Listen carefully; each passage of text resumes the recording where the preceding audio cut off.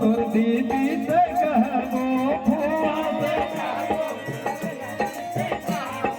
फुआ से कहबो तोर फूफा से कहबो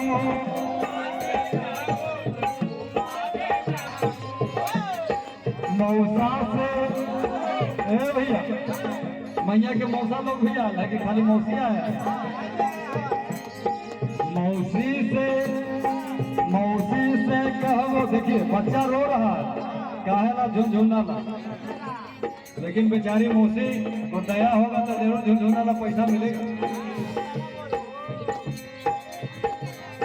फुआ से कहबो तोर फूफा से कहबो फुआ से कहबो तोर फूफा से कहबो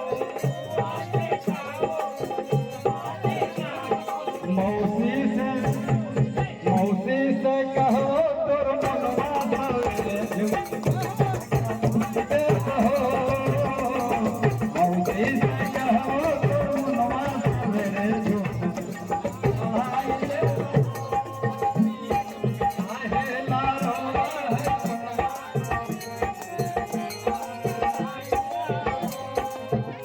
केरल में मौसी आई है, जरूर आशीर्वाद मिलेगा।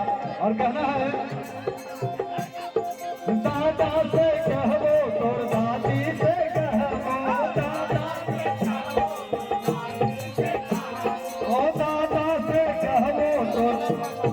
देखिए दादा के तरफ से तो आ गया है, लेकिन मामा है। अरे नानी से हे भैया सबको उम्मीद लगा रहता है। दादा से